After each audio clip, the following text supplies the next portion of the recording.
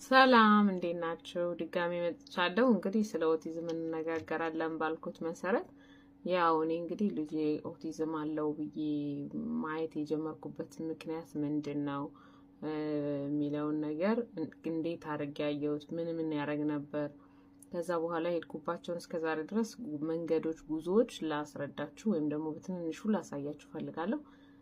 እንደዚህ አይነት ሁኔታ ውስጥ ያላችሁ እናቶች ካላችሁም እንዲጠቅማችሁ በማሰብ ነው። የመጀመሪያ ነገር ምንድነው? ስሙን አለመመለስ ነው። ኮቢ ላይ ነበርን ትዝ ይለኛል። ምክንያቱም በአብዛኞቻችሁ ታውቃላችሁ ዩሮፕ ውስጥ በጣም ከፍተኛ የኮቢ ችግር ነበር እና ትምህርትም ስራም አልነበረም፣ ቤት ውስጥ ነበርን እና በወቅቱ እኔ ሳሙኤል ብዬ ጠርቼ ከ10 2 ጊዜ እንኳን አይመልስም ነበር እና በጣም ስሙን አለመመለሱ ነው እኔ በቃ እንቅልፍ የነሳኝ። ምክንያቱም የቋንቋ ብዛት ቢሆን ኖሮ የቋንቋ ብዛት ስሙን አለመመለስ አይከለክልም።